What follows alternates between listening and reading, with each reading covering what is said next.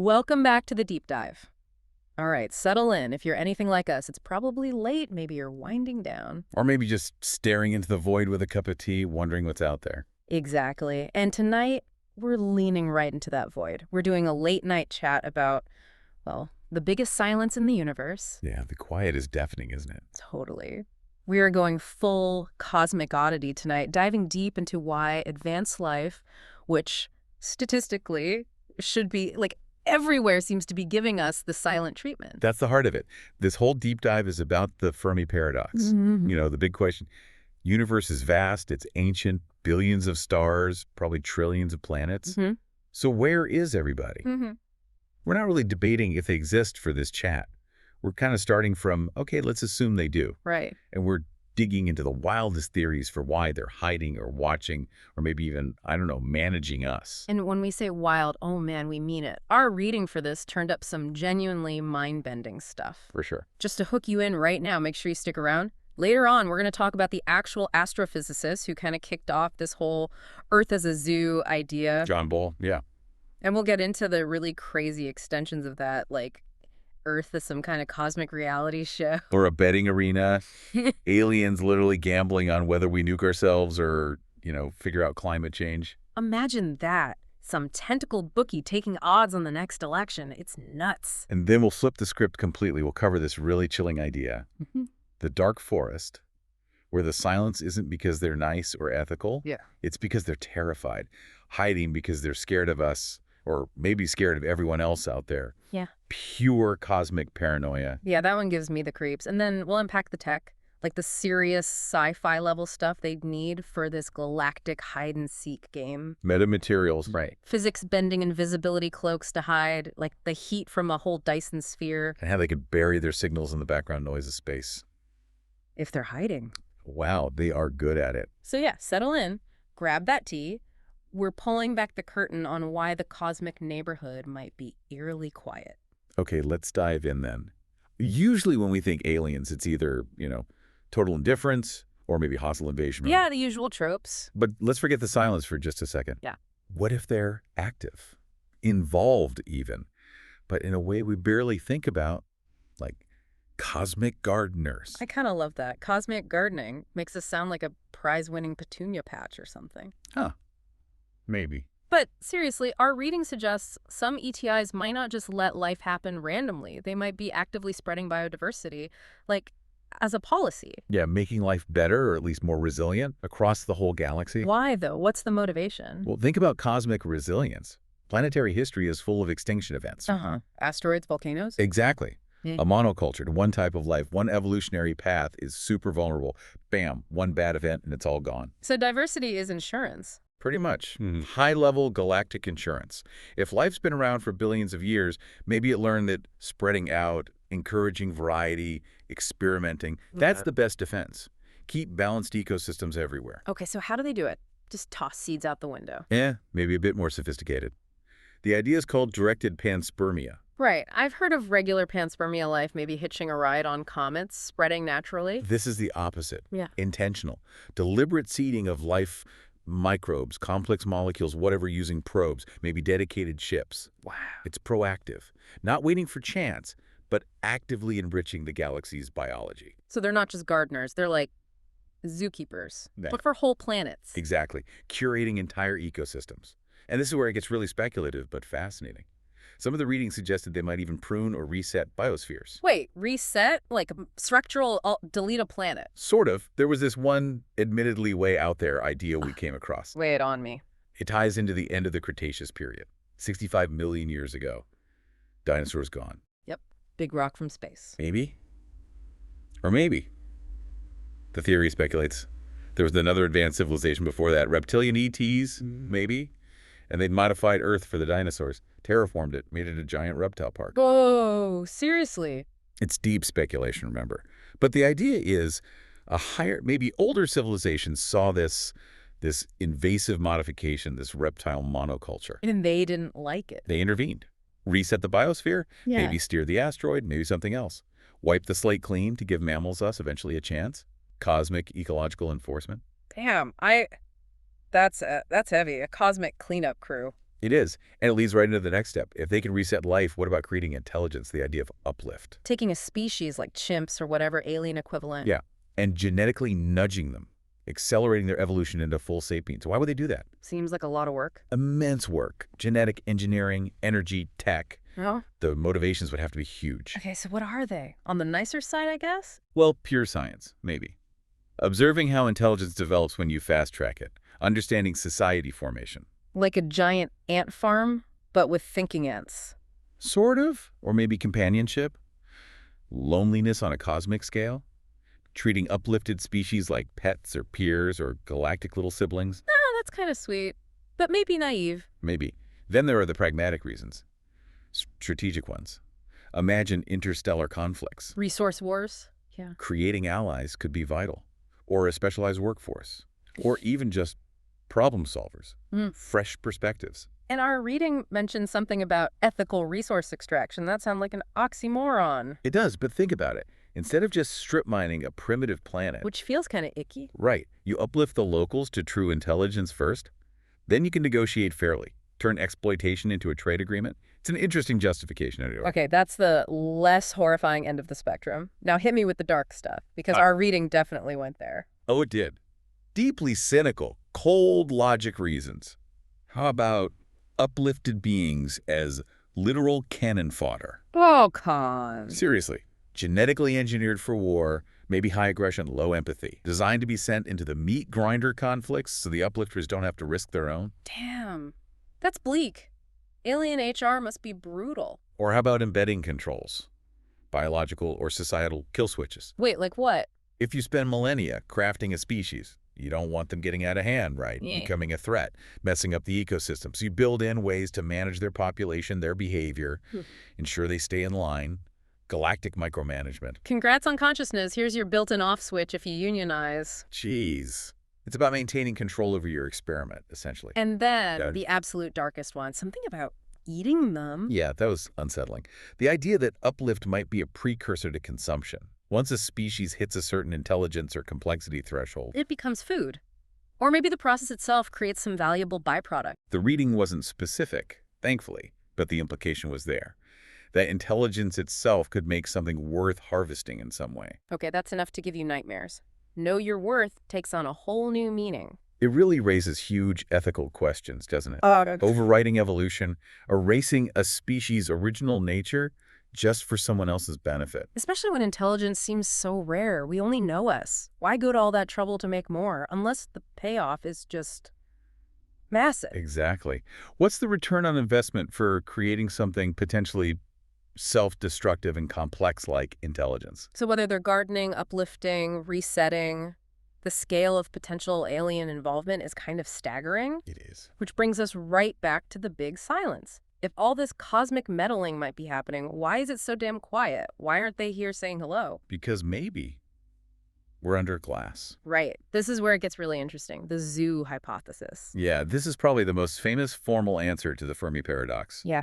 Put forth by John A. Ball back in 1973, published in Icarus, a proper scientific journal. And Ball wasn't some fringe guy, right? He was legit. Absolutely. Harvard, MIT's Haystack Observatory, a pioneer in radio astronomy, especially VLBI, very long baseline interferometry. Okay, what's VLBI again? It's basically linking radio telescopes miles apart to act like one giant one. Yeah. Gets you incredible resolution, lets you see tiny details really far away.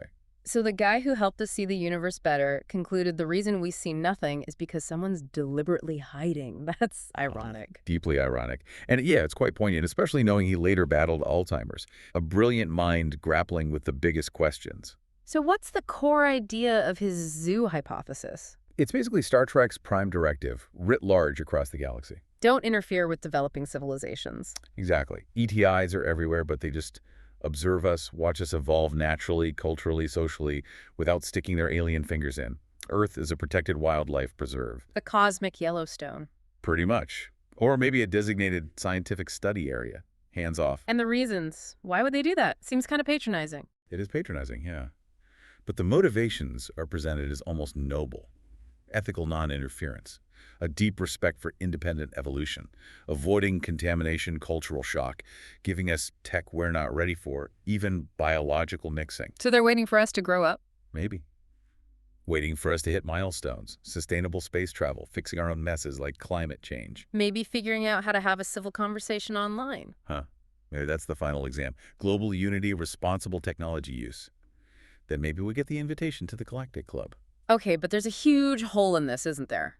Our reading called it the monocultural fallacy. Yeah, that's the big one. The idea that every single alien civilization across billions of years and stars all agree on the exact same hands-off policy. Forever. It requires perfect coordination, universal, eternal agreement. Think about human history, human politics. We can't even agree on standardized phone chargers. Exactly. So how likely is it that billions of diverse alien civilizations, rising and falling over eons, all stick rigidly to the same do not disturb sign for Earth? It only takes one rebel civilization, one curious alien teenager with a transmitter. One leaky ship, one faction that disagrees, to break the quarantine and blow the whole thing open.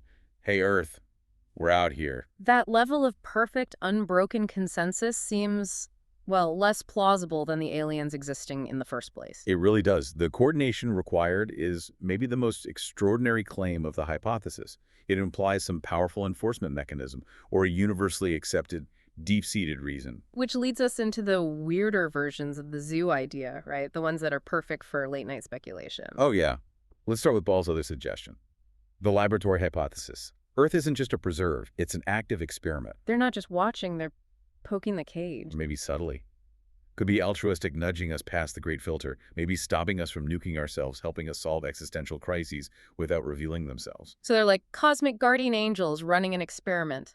Or it could be darker.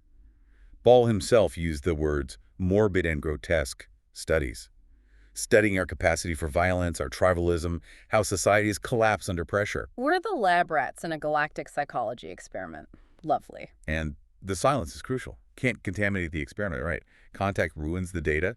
They want to see how we handle things, maybe to learn lessons for themselves or other developing species. Okay, that's creepy enough. Let's go full fringe now. The stuff that sounds like bad sci-fi but is weirdly compelling. The reality show hypothesis. Yes. We are literally entertainment for bored aliens. Like The Truman Show, but planet-sized. They're watching us fight on Twitter, binge-watch reality TV. Oh, the irony. Or the betting arena idea we mentioned. Aliens placing wagers on well, everything. Will humanity survive climate change? Will that startup succeed? Who wins the next war? Our entire existence is just a cosmic sports book. That's deeply unsettling. What happens if our ratings dip? Does the show get canceled? Yeah. Yeah, it's frivolous, but taps into that primal fear of being watched, judged, and maybe discarded by unseen powers. And then there's the nature preserve angle, but slightly different. Not protecting us, but protecting Earth's biodiversity. Right. Maybe humans aren't the main attraction. Maybe Earth is protected because it's the only place in the galaxy with, I don't know, mosquitoes. Huh. Like in Lilo and Stitch. We're saved because of the galaxy's most annoying insect. That's beautifully absurd. It is. But the weirdest, most technologically terrifying variant has to be the planetarium hypothesis. Okay, explain this one. This sounds next level. The idea is the silence isn't real. The empty universe we perceive. It's a simulation, manufactured. Wait, they're faking the stars? Faking the cosmic microwave background? How is that even possible? The energy involved. We're talking physics bending, Clarke's third law type stuff. Yeah. Technology indistinguishable from magic, maybe localized space-time manipulation, maybe hyper-advanced cloaking tech at the edge of our solar system, or maybe further out. So everything we observe, every galaxy, every signal, it's a projection. A high-definition cosmic fake. Designed to keep us thinking we're alone. We could be sitting in the middle of a bustling galactic metropolis, but trapped inside this incredibly sophisticated illusion of emptiness. That is profoundly disturbing. It means everything we think we know about the universe is wrong. We're not just in a zoo, we're in a cage with painted It's bars. the ultimate isolation. Okay, wow. So we've got cosmic gardeners, maybe creepy uplifters, ethical zookeepers, morbid experimenters, alien gamblers, reality TV producers. Or maybe we're just living in a giant snow globe. What do you think? Which of these hits you the hardest? Let us know. Seriously, what do you think? Comment below. We're genuinely curious what resonates out there. Because the zoo hypothesis, in most forms, assumes some kind of coordinated, maybe even ethical, if patronizing approach. Yeah, it implies rules. Order? But what if the silence isn't about ethics at all? What if it's just raw terror? That flips everything. We go from the zoo to the battlefield. Right. Enter the Dark Forest. This Yeah. one always gets me. Popularized by Lou Sixon, the sci-fi author. Incredible books. Totally. And the core idea just ditches all the niceties, all the prime directives, and replaces it with pure, cold survival logic. The universe, in this view, is inherently dangerous. And the biggest danger is uncertainty. Because you can never truly know the intentions of another civilization, especially across vast distances and timescales. Exactly. That civilization, 500 light years away, seems peaceful now, but in 5,000 years. Maybe they need resources. Maybe they develop a weapon you can't counter. Trust is a fatal liability. So any new civilization that pops up starts making noise, broadcasting. It has to be seen as a potential threat. And the only logical response, if you prioritize your own survival above all Has else, to eliminate it, preemptively, before it eliminates you. it's a cosmic version of a standoff in a dark forest. Everyone's a silent hunter, everyone's afraid, make a noise, reveal your position, and you get taken out. Instantly. The axioms are brutal, aren't they? Survival first, expansion is inevitable, and suspicion must be universal. It's Hobbesian. Nasty, brutish, and short, or rather, silent and long-lived if you play the game right. Silence equals survival. Broadcasting equals suicide. It's such a stark contrast to the zoo idea. Zoo assumes abundance, maybe shared ethics. Dark forest assumes scarcity, kill or be killed fear.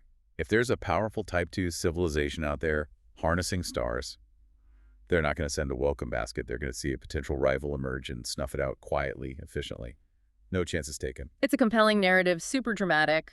But our reading pointed out some big logical holes, right? It might not actually be a stable outcome. Yeah, there are criticisms. First, it assumes universal paranoia is the only stable state.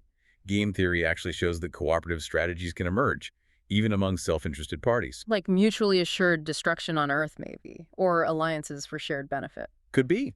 Cooperation might be less costly in the long run than constant preemptive warfare across the entire galaxy. Yeah. It just takes some civilizations finding ways to trust, or at least coexist. And the other big thing, hiding isn't actually that easy, is it? Especially from super advanced tech. Right. The theory relies on the darkness that you can hide if you're quiet. But a truly advanced civilization, a Type 2 or 3, they wouldn't need to broadcast to find you. You could just, look, with giant telescopes. Scan for atmospheric biosignatures, heat signatures. Exactly. Passive detection. They could be silent scanners. If they can see us without revealing themselves, the whole premise of making a noise gets you shot kind of falls apart. The forest isn't truly dark if someone has infrared goggles. So you can hide your radio signals, maybe, but hiding the fact that your planet has oxygen or that you're running a giant fusion reactor, much harder. It is. Now, dark forest proponents have counters. They might argue even passive scanning is risky, or that technological parity makes detection hard, or that the sheer scale makes comprehensive scanning impossible. Or maybe that enough civilizations are paranoid, so even if cooperation is possible, the risk of encountering a hunter is too high, forcing everyone into silence anyway. It becomes a self-reinforcing fear loop. Maybe cooperation failed early on, the first friendly civilizations got wiped out, and the lesson learned was, stay quiet or die. Oh.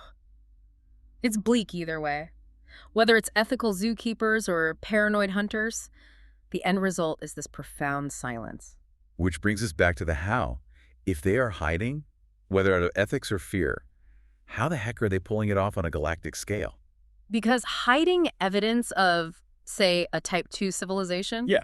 That seems like hiding an elephant in a phone booth. It does. But our research highlighted some plausible, if incredibly advanced methods. Let's start with signals. Hiding their chit-chat. Exactly. Less about physical cloaking, more about masking their electromagnetic footprint. They might not be silent, they might just be communicating in ways we can't detect or recognize. How? Thread spectrum techniques. Instead of a powerful, focused beam on one frequency, which is what SETI often looks for, they spread their signal out over a huge range of frequencies. And they transmit at incredibly low power, so the signal strength on any one frequency is buried way down in the natural background noise of the universe. The cosmic static. So it just looks like noise to us. We wouldn't even know a signal was there. Pretty much. Think military encrypted radio, but on a cosmic scale. Using random frequency hopping, complex algorithms. It's shouting in a whisper that sounds like static unless you have the exact key to decode it. Which we definitely don't. Not even close. It requires insane precision and tech, but it's theoretically feasible. They'd be communicating constantly, galaxy-wide, and we'd be totally oblivious. Okay, that covers hiding signals. But what about hiding giant structures, like Dyson spheres? You can't just whisper those away. No, that's where physical and thermal cloaking comes in. And the buzzword here is metamaterials. Right, the invisibility cloak stuff. Sort of. These are engineered materials with structures designed to manipulate electromagnetic waves, light, radio, infrared, in ways natural materials just can't. And the big thing to hide for a major civilization is heat, right? Thermodynamics. Exactly. The second law is a bitch, even for aliens. If you're harnessing the energy of a star with a Dyson sphere, you have to radiate waste heat, usually in the infrared or UV spectrum. That's a massive "I'm here" sign. So metamaterials could hide that heat. How do they just absorb it? Not necessarily violate thermodynamics, it's more about redirecting or scattering the heat signature, shifting it to different frequencies, spreading it out so thinly it blends with the background, or maybe beaming it away in tight focused directions away from potential observers like us. Making a star-sized structure essentially invisible to our infrared telescopes. That's the idea. The engineering challenges are mind-boggling, covering a star with stuff that handles insane heat and stays stealthy. Wow. But if the silence is real and civilizations are common, something like this might be necessary. Okay, what about smaller things, like probes watching us? Easier to hide. Our reading mentioned using orbital mechanics hiding things in stable locations. Like Earth's shadow. Or Lagrange points, those gravitational sweet spots between Earth, Moon, Sun, where things can kind of park with minimal fuel. Put small, sophisticated probes there, using passive sensors just listening, never transmitting, maybe disguised as asteroids. It could be right in our backyard, and we'd likely never spot them with current tech. Silent sentinels. Creepy. And finally, hiding life itself. Making a living planet look dead. Biosignature masking. This one's clever. We look for signs of life on exoplanets by analyzing their atmospheres, right? Looking for oxygen, methane, ozone, stuff life produces. Yeah, the chemical fingerprints of biology. So advanced aliens could actively scrub those signs from their atmosphere, maybe move their whole civilization underground or under oceans, and somehow sequester the waste gases. That sounds difficult. Planet-wide air filters? Or even more cunningly, they could generate false negatives. Not remove the biosignatures, but punk other chemicals into the atmosphere, maybe weird sulfur compounds, exotic gases that react with the biosignatures, or just create a chemical chaos that makes the planet look totally uninhabitable or prebiotic to our instruments. So it's teeming with life, but our scans say dead rock or chemical soup, nothing to see here. Exactly. The ultimate cosmic misdirection, making life hide itself. It's fascinating that all these scenarios, the ethical zoo, the paranoid forest, they all seem to require this incredible level of technology and coordination to maintain the silence. That's the key takeaway, I think. Yeah. The silence probably isn't passive. If advanced life is common, the silence is an active accomplishment, a technologically strenuous, galaxy-wide effort sustained over potentially billions of years. Whether it's the zoo enforcing the quarantine or the forest enforcing survival through stealth, it takes serious game. The tech required spread spectrum, metamaterial cloaking, biosignature masking. It's all way beyond us, but maybe not beyond a civilization millions of years older. The question isn't just if they exist, but if they have the tech and the universal will or coordination to pull off this ultimate disappearing act. Which brings us pretty much to the end of this particular late-night rabbit hole. Man, we covered some ground. We really did. From, like, active cosmic gardening and the seriously weird implications of uplift being engineered for food, maybe? Yikes. Right. To the whole zoo debate, are we being watched by ethical keepers, or are we lab rats, or just cosmic reality TV? And why would everyone agree to leave us alone? Then we plunge into the dark forest silence, born of pure fear, kill or be killed. And wrapped up with the amazing tech needed for hiding whispering signals, cloaking stars, making life look like death. It's a lot to chew on. Hey, before we totally sign off, if you enjoyed this deep dive, if you vibe with us just kind of unraveling these weird cosmic threads late at night. We're a small channel, just doing our thing. Yeah, exactly. So if you like this, maybe take like 2 seconds. Hit like, subscribe to the YouTube channel. It genuinely helps us out a ton, lets us keep doing these dives. We'd love to have you on board. Definitely. And maybe one final thought to leave you with, something to ponder as you drift off. Go for it. If someday we do detect a signal, a clear sign of another civilization out there, does that one single detection instantly disprove the dark forest? Does it mean cooperation is possible, that fear doesn't always win? Or Does this just mean we found the one civilization that was naive? Mm-hmm. The one that didn't learn the lesson? The one that made a noise? And maybe hasn't been silenced yet? Oof. Okay. Food for thought indeed. On that cheerful note, we'll catch you on the next deep dive. Hope the universe feels maybe a tiny bit weirder, but maybe louder soon. Sleep well.